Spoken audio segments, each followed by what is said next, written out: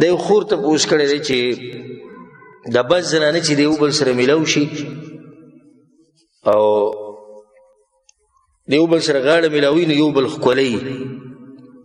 نو بعض زنانه او جنکۍ دا چل کوي چې یو بل ښکلی نو په دې شونډو باندې یو بل ښکلی لکه د یوه د خپلې شونډې د بلې په دې شونډه ولګوي آیا دا کار جایز دی او که نه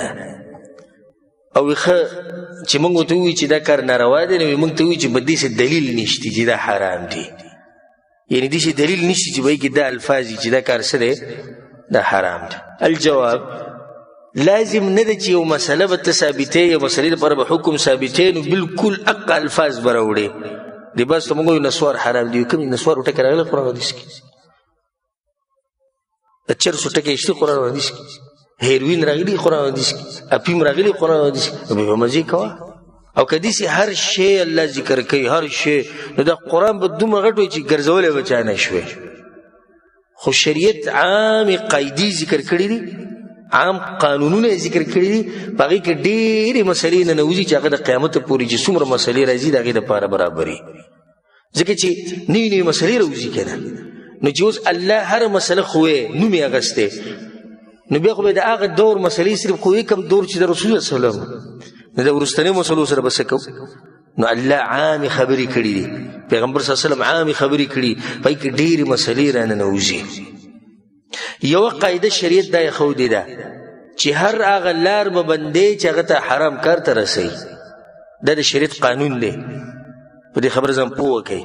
هر هغه لار به بندې چې هغه ته څه ته رسوي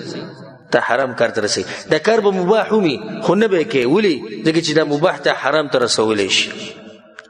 او امام ابن القیم رحمه الله دې ته په عربي کې سد الذرایع وایي هغه لارې بندول چې ته یو ناروا کار ته رسوي امام ابن القیم رحمه الله یو کتاب دی اعلام الموقعین په هغې کې هغه یو کم سل دلیلونه د قرآن او د حدیث نه راوړي دي په دې قانون باندې چې دا د قرآن او حدیث قانون دی یو کم سل دلیلونه پرې راوړي چې هر هغه لار به بندې چې هغه ته څه ته رسوي هغه ته حرام ته رسوي اوس ګوره شریعت ته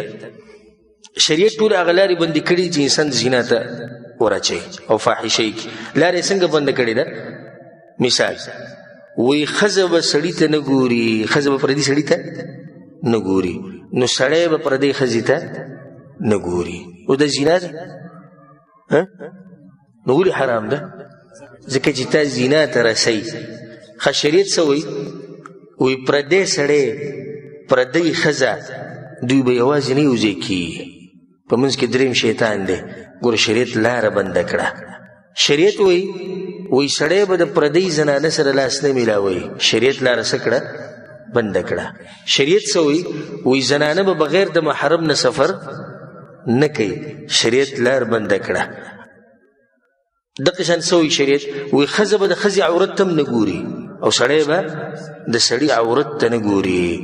نو زار شم د دې خوږ شریعت نه چې هغه لارې بندې کړي دي چې هغه مونږ ناروا کار ته رسوي علما دا وایي دې خبره کې سوچ وکړئ چې پلار رور مشران چې کوم د زنانه دپاره محارم دي دوی هم یو داسې زنانه نشي ښکلولی چې کله د هغې نه فتنه جوړېږي لکه اوس یو ورور دی او د خور تندی ښکلی نو موږ دا وایو چې دا په هغه ټیم کې جایز دي چې فتنه ترې نه جوړېږي خو که اوس هلک زلمی هلک دی خور چې دا پیغله جنۍ ده